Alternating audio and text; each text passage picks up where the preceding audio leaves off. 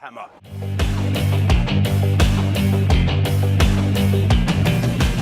Looking at the side of the car, the first thing that catches your eyes, I think, are these big rims here.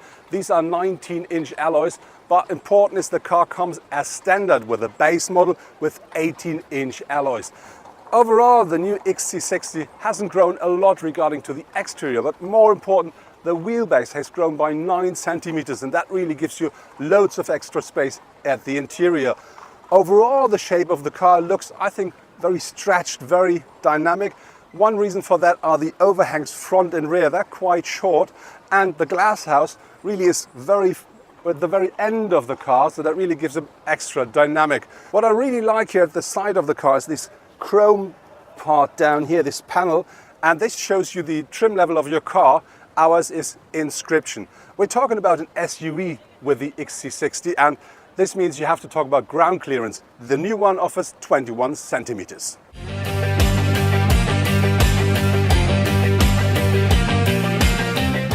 Looking at the rear of the car, the first thing that you see, it looks a lot like its predecessor, but I think more elegant. One reason for that is that the design over here, which goes down to the wheel arches, is more soft and more stylish, and that really gives the car an extra push.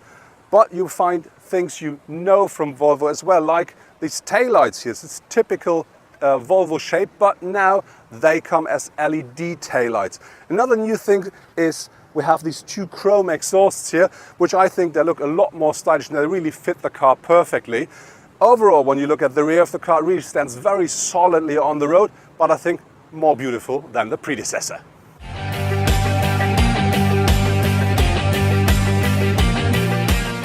The boot size is 505 liters with the rear seats up, but if you use this extra space down here, that could increase up to 635 liters. If you fold down the rear seats, which you can do easily from here, the boot size increases up to 1,432 liters. What I really like with the car is you can, if you want to put stuff in it, you're not as long and strong as I am, lower the car by just pressing a button, quite quick and easy.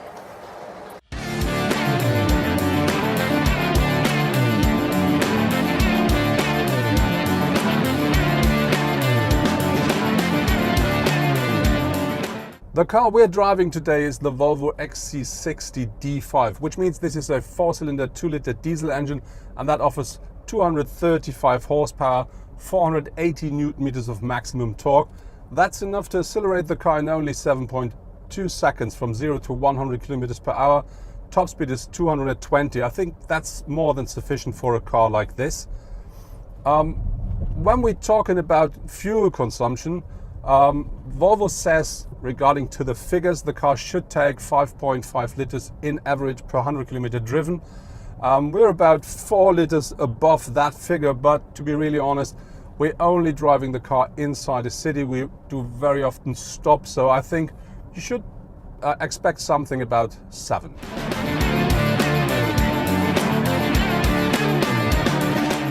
Like with all the other new Volvo models, the XC60 will only come with 4-cylinder 2-liter engines. They will deliver a power range between 190 up to 407 horsepower. The entrance model will be the so-called D4, which is the diesel engine, and that comes with all-wheel drive. It's 190 horsepower strong. The top engine will be the so-called TA twin engine. That's a plug-in hybrid, and that delivers up to 407 horsepower. All cars that they will deliver when the car hits the market will come as standard with all-wheel drive and the 8-speed automatic gearbox. Later, there will be available cars with smaller, less powerful engines, as well as front-driven cars then, and cars with manual gearboxes.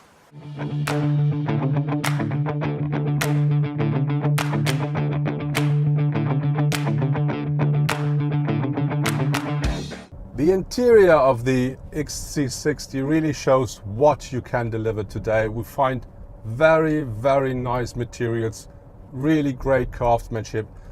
Even the colors are really nice, so the car works perfectly here at the interior. When you're looking at the seats, for instance, they come as standard as electric seats at the front. Very important is when you sit on them for the first time, they feel a bit hard, but I have to be honest, they're really comfortable when you sit in the car for a while, so when you get used to it. And I have to say, driving the car really is a great pleasure.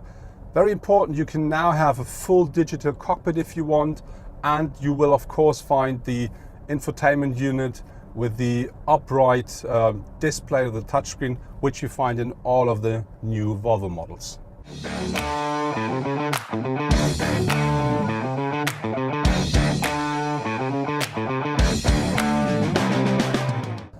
Volvo says they want to make it happen that nobody will be heavily injured or will die inside a Volvo having an accident from the year 2020 onwards. And so this is one of the reasons why, of course, you find all the modern driver assistance safety systems Volvo offers inside of the XC60 as well. So you can have a rear cross traffic alert, you can have adaptive cruise control, or the other stuff you know from Volvo as well.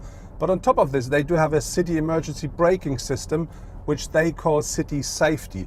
And that does not only brake autonomously if necessary, it also uses the steering if only braking doesn't prevent the impact.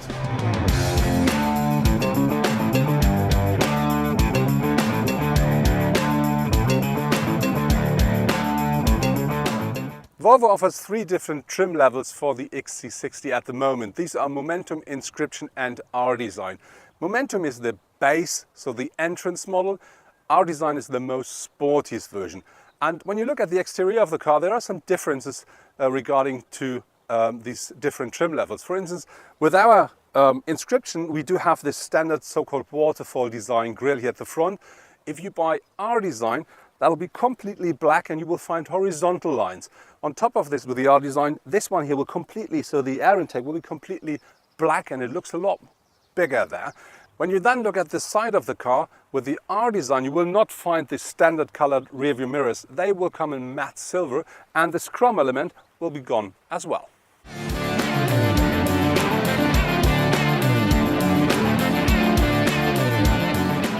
When we're talking about the space the car offers, I have to say, even me as a tall driver, I sit absolutely comfortably in the car. There's more than enough space for me as well as for my co-driver. And even behind me, I think there is sufficient room for a standard adult, even for a longer trip.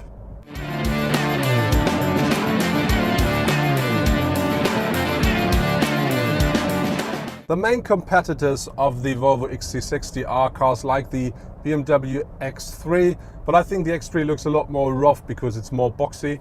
And there are other cars like the Mercedes GLC, or now new, the Stelvio from Alfa Romeo. And of course, if it regards to shape, of course, the new Jaguar F-Pace. But I think the Volvo, when you look at its competitors, it's a bit different because it's not only elegant, it also comes quite sporty.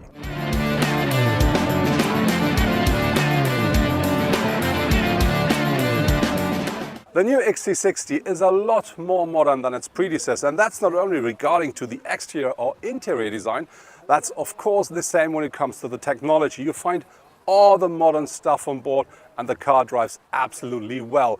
When you look at its competitors, I think the car is well priced, so there is not a big difference, but this car really features an absolutely unique and very beautiful look, and I think that really makes it special.